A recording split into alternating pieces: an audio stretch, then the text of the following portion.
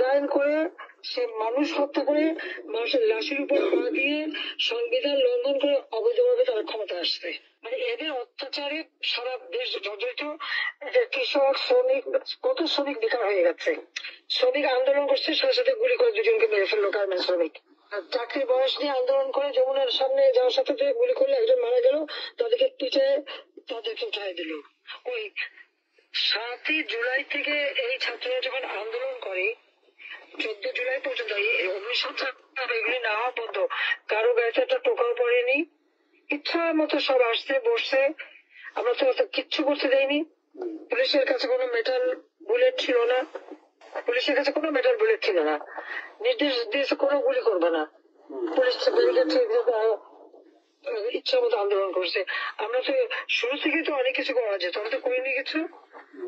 তার আগে বলছিলাম যে তো কোটা তো ছিলই না। 11 জুলাই থেকে তো কোটা স্থগিত হয়ে গেছে, কোটা তো আমি বাতিল করে দিয়েছি, আর কোটা আমরা নিয়ে গেছি। যেখানে কোটাই নাই, তো আন্দোলনটা কিসের জন্য ছিল?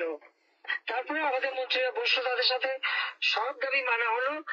দাবি মানার পরে আবার এক দফা, তবে সেক্ষেত্রে খুন করো, এই তো ছিল আমাকে হত্যা করা। আপনাকে হত্যা করা মানে বাংলাদেশকে হত্যা করা, হত্যা মামলা। আবার হত্যা মামলা দিয়ে আবার এখন বলে গণহত্যার বিচার হবে। গণহত্যা বিচার আমার না, গণহত্যার বিচার হবে ইউনূসের।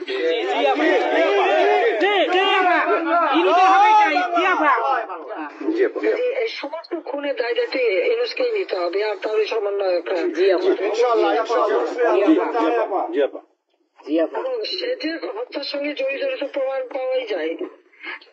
সে যত জঙ্গিদেরকে ছেড়ে দিল, হলি অটিজমের মতো ঘটনা ঘটলো, তাকে 21 আগস্ট গ্রেনেড হামলায় আসামি তাকে এবং অন্য যত জঙ্গি ছিল সবাইকে সে মুক্তি দিয়ে দিয়েছে। কারণ এই জঙ্গিদের সাথে তার একটা যুক্ত ছিল, তার একটা সংযোগ ছিল। কাজে বাংলাদেশটাকে সে একটা জঙ্গির দেশ হিসেবে পরিণত করতেছে। আজকে সাধারণ মানুষের অবস্থাটা কি দেখো, সাধারণ মানুষ আজকে খেতে পায় না, পড়তে পারে না। আমি সব কি আসতে মানুষ তো এখন বলে যে আগের সরকারই ভালো ছিল, শেখ হাসিনার সরকারই ভালো ছিল।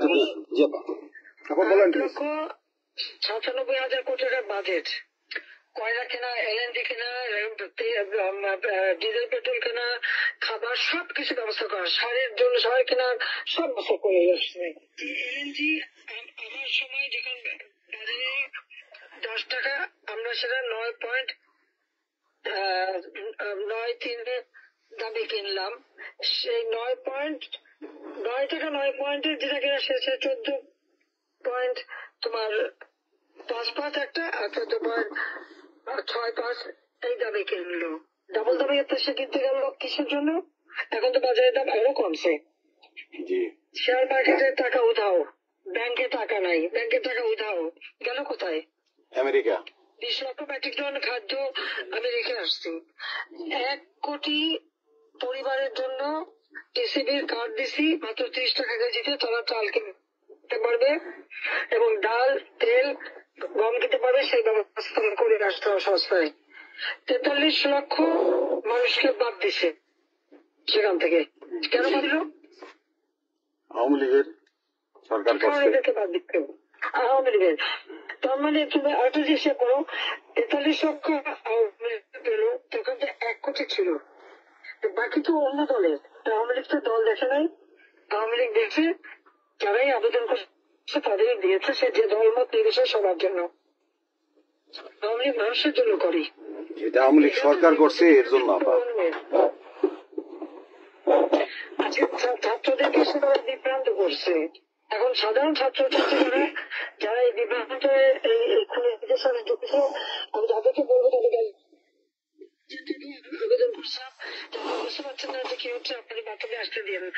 তারা দিয়েছে বাচ্চাকে আসতে, অনেকে তো আপনাদের হারালো। তখন যদি আমার কথাটা শুনতো তো হারাতে হতো না। আজকে তারা নিশ্চয় উপলব্ধি করতে পারছে। সেটা আমি বলবো যে এখন যারা এই সাধারণ ছাত্রছাত্রী আবিদের সঙ্গে যুক্ত হয়েছিল তাদের প্রতি আমাদের কোনো ক্ষোভ নেই, কিচ্ছু নেই। তারা লেখাপড়া করতে আমরা সেটা চাই। কিন্তু আমার কথাটা হচ্ছে, আমাদের ছাত্রলীগ করাটা কি অপরাধ? আওয়ামী লীগের সন্তান হচ্ছে এটা অপরাধ? তাদের পরীক্ষা দিতে দেবে না, ভাইবা দিতে দেবে না, ইউনিভার্সিটি যেতে দেবে না, স্কুলে যেতে দেবে না, কলেজে যেতে দেবে না। What is this? আর এই ছেলে পেলেদেরকে কিভাবে বেয়াদব বানিয়েছে? স্কুলের প্রিন্সিপাল, টিচার তাদেরকে তার জুতোর মালা পরায়, গাছের সাথে বাঁধে, তাদেরকে দিয়ে রিজাইন করায়। লাঠি সুতা নিয়ে জীবন, আমি জানি পৃথিবীতে কোনো দেশে এই ঘটনা ঘটছে কিনা। চিফ জাস্টিস তার বাড়ি হামলা, চিফ জাস্টিসের হামলা। যাদের আত্মসম্মান বোধ আছে তারা থাকে না, উনি সাথে সাথে রিজাইন করে দিছে। এবং কতজন মানে জজ তাদেরকে দেশবাসী ঢুকতে দেবে না, তাদের রিজাইন করার জন্য চাপ দিছে। রিজাইন করে না থেকে তাদেরকে কোনো কোর্ট দিতে না, তাদেরকে বাতিল করে দিয়েছে। ইলেকশন কমিশনকে বাতিল, আমাদের মানবাধিকার কমিশনকে বাতিল, আমাদের পাবলিক সার্ভিস কমিশন বাতিল। চাকরি দিতে পারছে না, চাকরি দিতে পারছে না। পাবলিক সার্ভিস কমিশন অচল করে দিয়েছে। এই ছেলেমেয়েরা যাবে কোথায়? আজকে কাজ করার সুযোগ নেই। একের পর এক ইন্ডাস্ট্রি বন্ধ, আগুন দিয়ে পুড়িয়ে দিয়েছে ইন্ডাস্ট্রি, অথবা বন্ধ করে দিচ্ছে। ব্যবসায়ীরা টাকা আনতে পারেন না, যারা খাবার আমদানি করতে তাদের বিদেশে যেতে হচ্ছে, তাদেরকে আরাজ করা হচ্ছে। ইনশাল্লাহ হইবে একদিন। আপা 152 জন সমন্বয়কের মধ্যে ওর বিচার আমি করব। একজনকেও কিন্তু গুলি করা হয় নাই বা কেউ গুলিবিদ্ধ হয় নাই, গুলিবিদ্ধ হয়েছে সাধারণ জনতা। তার মানে ওরা মারছে এগুলোকে। ইন্ডেমনিটি দিয়েছিল 15 বছর হত্যাকারীদের। আমি বলছিলাম বিচার করবো, আমি বিচার করি নাই, করছি ইনশাল্লাহ। ইনশাল্লাহ বিচার হবে ইনশাল্লাহ। অবশ্যই অপরাধীদের বিচার, যাদের বিচার শুরু করেছিলেন জিয়াউর রহমান এসে সে বিচার বন্ধ করে দেয়। এই যুদ্ধ অপরাধীদের উপদেষ্টা বানায়, মন্ত্রী বানায়, প্রধানমন্ত্রী বানায়। খালেদা জিয়া তাদেরকে মন্ত্রী বানায়, এরশাদ তাদেরকে এমপি বানায়, আবার ইয়ে বানায়, কি বলে, রাজনীতি করার সুযোগ দেয়, রাষ্ট্রপতি পদে প্রার্থী করে। খালেদা জিয়া ভোট চুরি করে এই খুনিদেরকে পার্লামেন্টে বসায় উচিত। আমি বলছি আমি বিচার করবো, আমি বিচার করতে পারছি। আল্লাহ আমাকে সেই সুযোগ। এই ছাত্র হত্যার জন্য, জনগণ হত্যার জন্য, পুলিশ হত্যার জন্য আওয়ামী লীগের নেতাকর্মী এবং মাইনরিটি, হিন্দু, বৌদ্ধ, খ্রিস্টান কেউ বাদ যায় নাই। আক্রমণ করছে, হিন্দুদের বাড়ি ঘর মন্দির ভাঙছে, বুদ্ধিস্টদের প্যাগোডা ভাঙছে, সেখানেও তাদের ছেলেদের হত্যা করছে সেই খাগড়াছড়ি এবং রাঙামাটিতে। প্রত্যেকের উপরে এরা হামলা করছে, করে করে তাদেরকে মারছে। আবার দাবি উঠায় কি ইসকন নিষিদ্ধ করতে হবে, আর সংবিধান থেকে সেকুলার শব্দ বাদ দিতে হবে। কেন বাদ দিতে হবে? এই সংবিধান জাতির পিতা দিয়ে গেছেন, এটা লাখো শহীদের রক্তের বিনিময়ে পাওয়া। এদের কলমের খরচ। জিয়াও এটাকে নিয়ে খেলছে, এসবও করছে, খালেদা জিয়াও করছে, কিন্তু আবার আমরা সেই সংবিধান ফিরিয়ে এনেছি, মানুষের অধিকার আমরা নিশ্চিত করেছি। এবং এই সংবিধানেরই 7ম অনুচ্ছেদের গ, অবৈধভাবে অনির্বাচিত কোন কেউ যদি ক্ষমতা চায় তাহলে তার বিচার হবে। এবং ইউনূস, তার কোন সাংবিধানিক ভিত্তি নাই, সে অসাংবিধানিক ভাবে অবৈধভাবে ক্ষমতা দখল করছে। ইনশাল্লাহ তার বিচার ওই সংবিধান মোতাবেকই হবে, এবং তার ওই চালা চামুন্ডার যে কোনো সাথে আছে আর উপদেষ্টা এবং সমন্বয়কারী সবকটার বিচার বাংলা মাটিতে হবে। ঘুষখোরের কোনো জায়গা নাই বাংলাদেশে আপা। আজকে সারা দেশের মানুষ হাহাকার, জীবনের নিরাপত্তা নাই, যে কোনো ভয় ঢুকতেছে অমনি তাদেরকে খুন করে, লুটপাট করে, ডাকাতি হইতেছে, চুরি হইতেছে।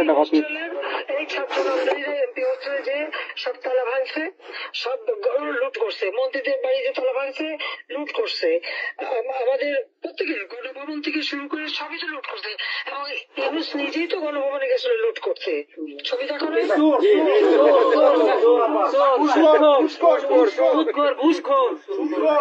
আপনি গোপালগঞ্জে চলে আসেন, কোনো সমস্যা নাই, আমরা আছি আপনার সাথে। সবাই যাবো আমেরিকা থেকে, সবাই আমরা যাবো গোপালগঞ্জে।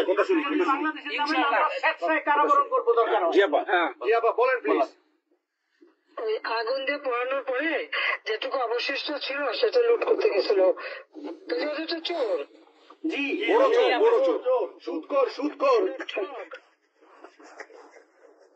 জি আবা। আবা, বিচার করবে আমাদের। আবা, আচ্ছা আমি বিচার করবে জনতা। জনতা তো করবেই, আমরা নিজেরা করবো আপা, ফাঁসি চাই না, নিজের হাতে আমরা করবো। দৃষ্টান্তমূলক ফাঁসি চাই, যেটা জনগণ দেখবে ওই ফাঁসি চাই। যার যার বাড়ি ঘর পড়াশি করছে আবার দেশের থেকে সব গরিব মানুষ এখন গ্রামে যাচ্ছে, খাবার পাচ্ছে না, কিচ্ছু পাচ্ছে না, খুব কষ্টে আছে সাধারণ পাবলিক, খুবই খারাপ আপা। সারা বাংলাদেশ আমরা দোয়া করি আপনারা তাড়াতাড়ি আসেন। বৃহত্তর নোয়াখালীর অবস্থা অনেক খারাপ আপা। সারা বাংলাদেশের অবস্থা খারাপ। বানায় রাখছে ওরা আপা, সারা বাংলাদেশটাকে একটা বদ্ধ ভূমি বানায় রাখছে, যেখানে সেখানে হত্যা, মানে এমন কোন লোক নাই যারা এখন শান্তিতে আছে। সবাই একটা কথাই বলে যে আগেই ভালো ছিল, আগে সরকারি ভালো ছিল। আমরা ভুল বলেছি আপা, এই কথা সবাই বলে, সবাই অভিযুক্ত আপা। আপনি বলেন জি আপা, প্লিজ প্লিজ বলেন আপা, প্লিজ। প্রত্যেকটা জায়গায় তো এইভাবে। এবার এখন আবার সেই একটা পদক্ষেপ নিচ্ছে, এদিকে প্রায় 80 জন প্লাস আরো 35 জন, সেই সাথে 300 লোক, তারা জেলা উপজেলা ইউনিয়নে সার্ভে করতে পাঠাচ্ছে। সবাইকে বলে দাও ওই সার্ভে করতে কারা যায়, কাদের নাম লিখছে,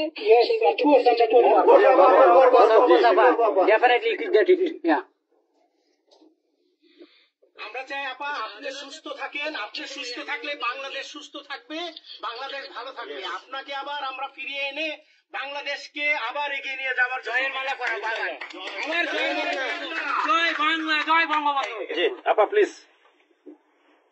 তোমাদের যে দেশে আছো সেই দেশে স্যার ডেনমার্ক আমেরিকা সবাই এখানে আছি আপা, ডেনমার্ক আমেরিকা সবাই আছেন। আপা আপনি এখন আমাদের কিছু নির্দেশনা দেন, আমরা প্রবাসী থেকে কি করতে পারি, এবং বাংলাদেশে আমাদের যে ফ্যামিলি আছে, আত্মীয় স্বজন আছে, আমাদের যে বিভিন্ন দলের নেতৃবৃন্দরা আছে, আমরা কিন্তু অর্থনৈতিক থেকে বিভিন্ন ভাবে সহযোগিতা করতে যার যেভাবে পারি আমরা বাকিটা আপা আপনি নির্দেশনা দেন, আপনার নির্দেশনা মতো আমরা কাজ করবো বাংলাদেশে এবং প্রবাসী। তোমাদের যেটা করতে হবে, একটা হচ্ছে তোমরা যে দেশে আছো সেই দেশের আইন কানুন মেনে ওখানকার যারা নির্বাচিত প্রতিনিধি বা সরকার যে বিভিন্ন মানবাধিকার সংস্থা, তারপরে 165 জন সাংবাদিকের চাকরি নাই, তাদের অ্যাক্রেডিটেশন কার্ড বাতিল করে দিছে। 106 জন সাংবাদিকের বিরুদ্ধে হত্যা মামলা দিছে এবং তাদের কতজনকে গ্রেপ্তার করে জেলে ঢুকেছে, মানবাধিকার জীবন দিতে পারছে।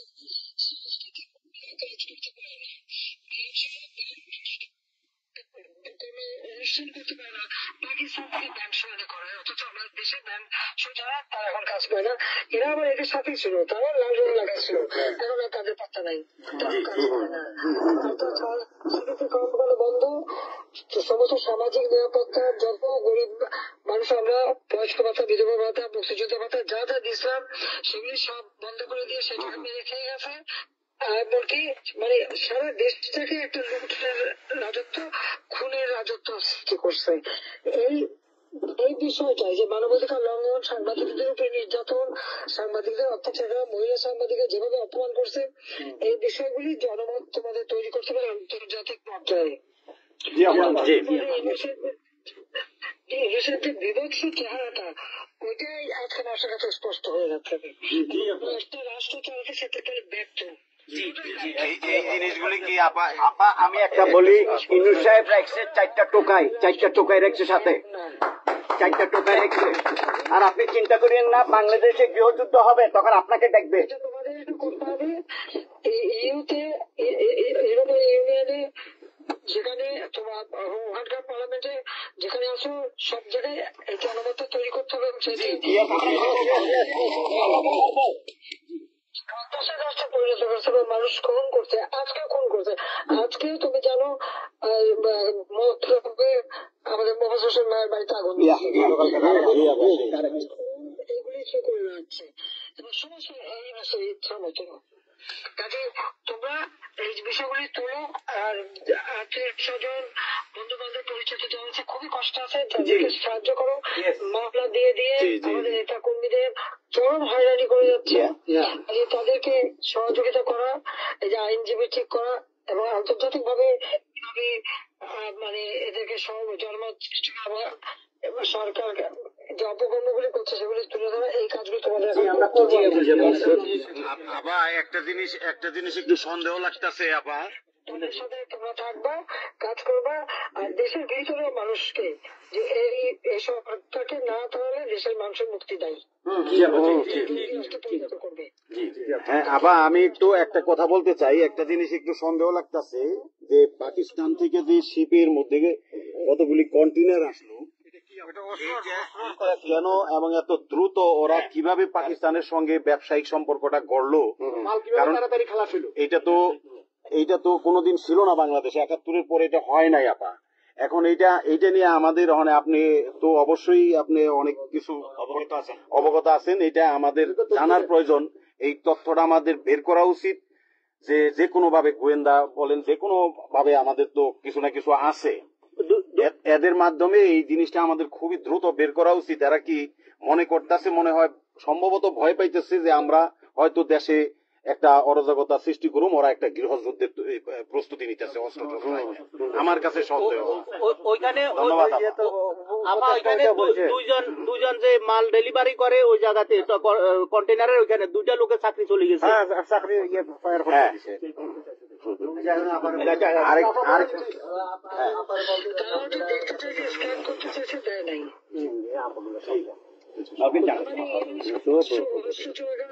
জড়িত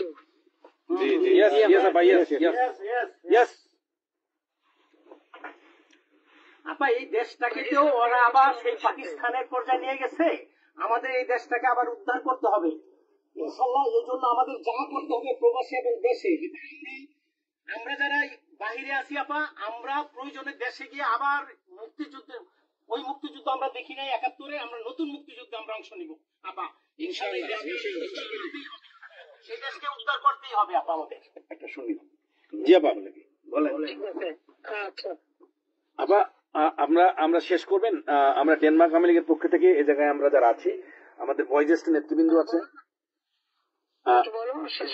হ্যাঁ, ডেনমার্ক আওয়ামী লীগের বয়োজ্যেষ্ঠ নেতৃবৃন্দ আমরা এখানে উপস্থিত আছি। আমরা আজকে প্রতিবাদ সভা ডেনমার্ক আওয়ামী লীগের এই ইউনুস সরকারের যে এই যে অগণতান্ত্রিক কাজ, এই সন্ত্রাস ইউনুসের যে অগণতান্ত্রিক কাজ, তার বিরুদ্ধে আমরা মাফিয়ার বিরুদ্ধে আজকে প্রতিবাদ সভা হচ্ছে। সেই জায়গাতে আমাদের ডেনমার্ক আওয়ামী লীগের উপস্থিত আছে বাবু সুভাষ ঘোষ, আমাদের আপনি জেনে থাকবেন সবারই নামই, এখানে লিঙ্কন ভাই, লিঙ্কন মোল্লা, খোকন মজুমদার, আমাদের নঈম বাবু, আমাদের স্বামী দাস, আমাদের অবশ্যই মোহাম্মদ শহীদ, আমাদের মাহবুর রহমান, এখানে লিমন, তারপরে আমাদের সাব্বির, তারপরে উপস্থিত আছেন আমাদের শামীম খালাসি, কোরআনউদ্দিন, আমাদের মাসুদ চৌধুরী, স্বামী দাস, হিল্লোল বড়ুয়া, লিমন, অনেক নেতা কর্মী দাদা আপা, অনেক নেতা কর্মী উপস্থিত আছে। আমরা আপনার জন্য আজকে দোয়া করবো, দুহাত তুলে আপনার দীর্ঘায়িত কামনা করছি। আগামীতে আপনাকে সুস্থ থাকতে হবে, আপনার মাধ্যমেই বাংলাদেশকে আপনার ঘুরে দাঁড়াবে। যেমনি ভাবে আমরা 1981 সালে আপনি সেই বাংলাদেশের হাল ধরেছিলেন, বাংলাদেশের মানুষের গণতন্ত্র, বাংলাদেশের মানুষের মুখে হাসি ফোটা নিয়ে আসছিলেন, আপনার মাধ্যমে আমরা ইনশাল্লাহ ওই দিনে আগামী ফিরে আনবো।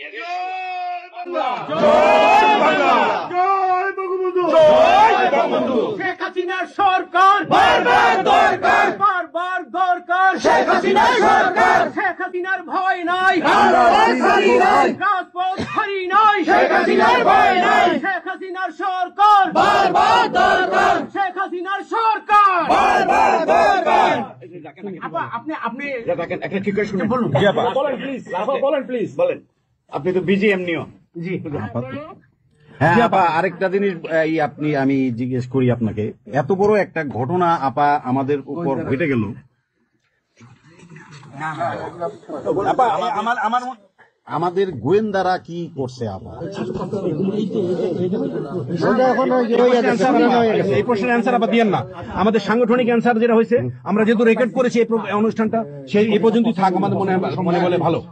এই পর্যন্ত আমরা শেষ করছি। আপনাকে আবার ধন্যবাদ, আপনার জন্য দোয়া করছি, আপনার দীর্ঘায়িত কামনা করছি। আপা আপনি শেষ করুন, সাংগঠনিক নির্দেশনা দেন, আপনি শেষ করুন আপা, তারপরে আমরা শেষ।